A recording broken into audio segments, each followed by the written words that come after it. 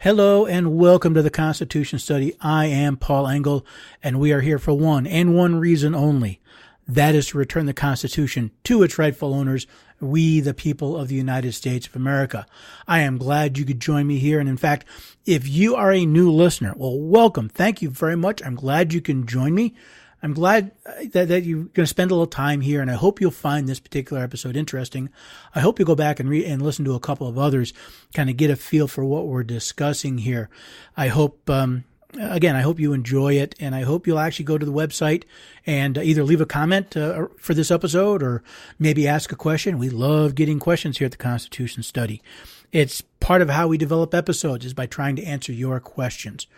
If you are a loyal listener, if you've been listening to us for this will be 19 episodes, again, thank you. It takes dedication to do this podcast, and it takes dedication to listen to this podcast, and I hope you're finding it useful. I want you to look at this as an opportunity not only to listen to what I have to say, but as I said, go to the website, go to constitutionstudy.com, ask a question, make a comment.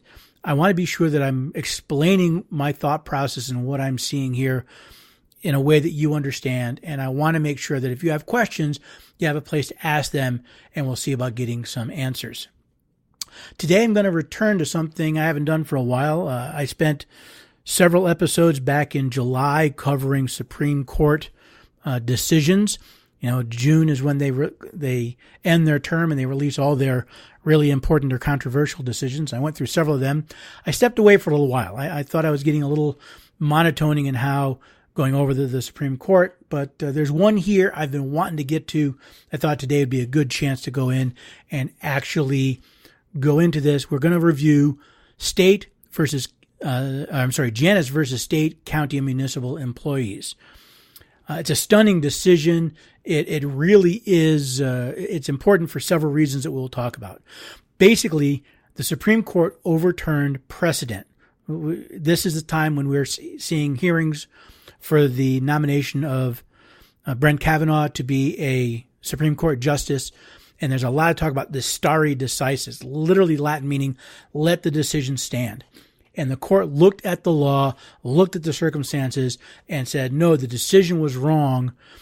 The idea that collecting mandatory fees as a condition of employment for a public sector employee is a violation of their First Amendment rights. And I'm actually very glad that they did this. There is some disturbing information, but the court opinion, the short version, I'll quote right from the decision, the state's extraction of agency fees from non-consenting public sector employees violates the First Amendment. Sweet, simple, to the point.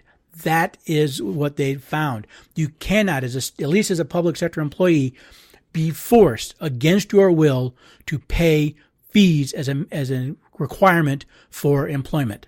Wonderful. What's interesting is, again, this is, as I said, this is a break from precedent, a break from stare decisis. See, previous courts in the Abood versus Detroit Board of Education case found that state collection of agency fees was constitutional.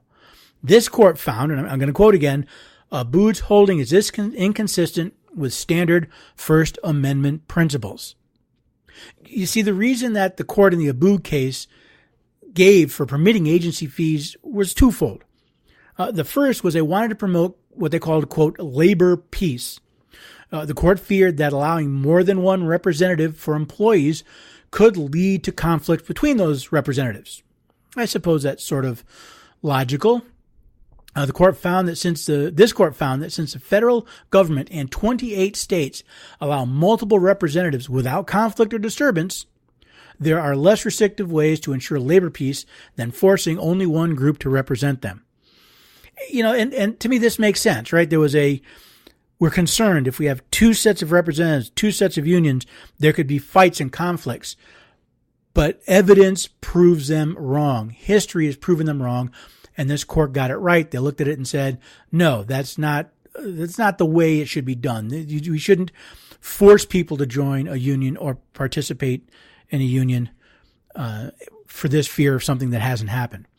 The second reason the Abood court found that agency fees were constitutional was to avoid the risk of what they called free riders, those who would benefit from the union's negotiation but wouldn't actually pay dues. Now, this court found that avoiding free riders is not a compelling state interest, and therefore it's insufficient to overcome First Amendment objections. Yes, I certainly believe that unions would not want free riders. They would not want people using their services and not paying for it. But that's not a state issue. That's an issue for the union. So while, previous courts, and I believe were blatantly incorrect, allowed forced collection of agency fees as a requirement for employment, this court correctly put the actual words and meaning of the Constitution above their usual deference to stare decisis, and I thank them for it. Now, that's not to say that everybody was on board with this particular decision. There were a couple of dissents. Interesting, Sotomayor filed a dissent which basically says she agrees with Kagan's dissent. Okay. Kagan, who was joined with in her dissent by Justice Ginsburg, Breyer, and Sotomayor, they see Abood in a very different light. Justice Kagan believes that Abood, and I'm going to quote here, struck a stable balance between public employees' First Amendment rights and government entities' interests in running their workforce as they thought proper. Under that decision, a government entity could require public employees to pay a fair share of the costs that a union incurs when negotiating on their behalf over terms of employment. But no part of that fair share payment could go to any of the union's political or ideological activities. It's funny. I read this, and even now as I read it again, I'm looking at this going, really, the government was formed to protect our rights. How does a government interest in who negotiates with for their employees override the inalienable rights we have, the right that's supposed to be protected by the First Amendment? I guess Justice Kagan believes that being forced to contribute to an entity as a requirement of employment is fair. Well, at least as long as that employee works for the government. I wonder if Justice Kagan would feel the same way if she was required to pay an agency fee as a requirement of sitting on the Supreme Court. See, from my point of view, if what the union provides to its members is not sufficiently attractive for an employee to actually join, why should the state make contributing to that union a requirement for employment? What you have is crony capitalism. You have the government forcing people to use a specific product. Again, quoting from Kagan's dissent, that holding, that being Abood, fit comfortably with this court's general framework for evaluating claims that a condition of public employment violates the First Amendment. The court's decisions have long made plain that government entities have substantial latitude to regulate their employees' speech, especially about terms of employment in the interest of operating their workplaces efficiently.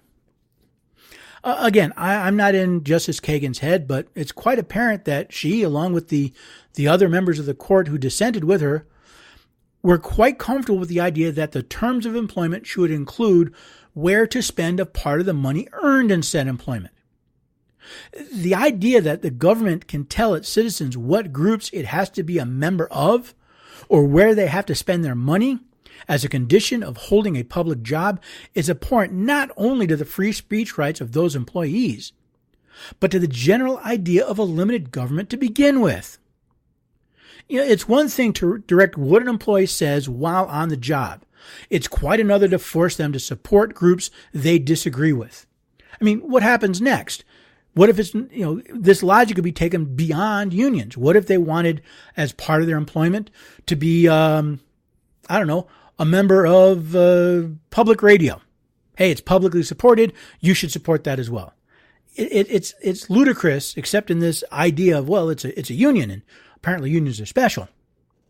See, Justice Alito noted this in his opinion. He said, nor does the union speech at issue cover only matters of private concern, which the state may also generally regulate under Pickering.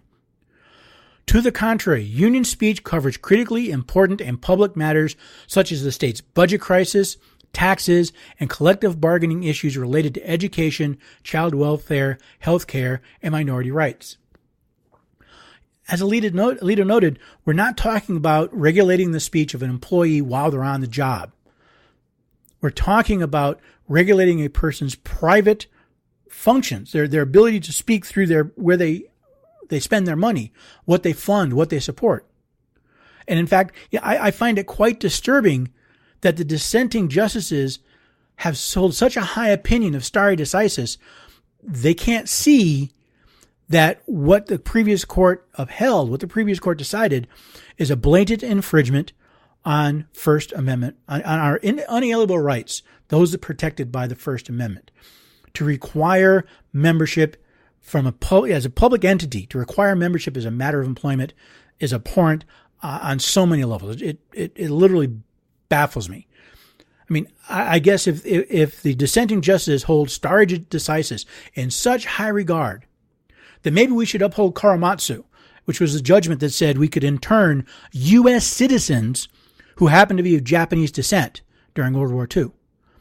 Maybe we should also uphold Dred Scott, who said that slaves were property.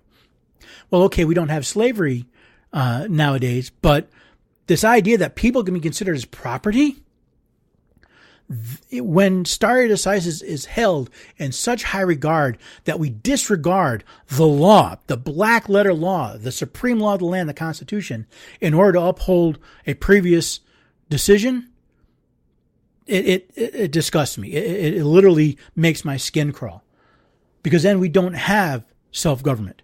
We don't even have a constitutional republic.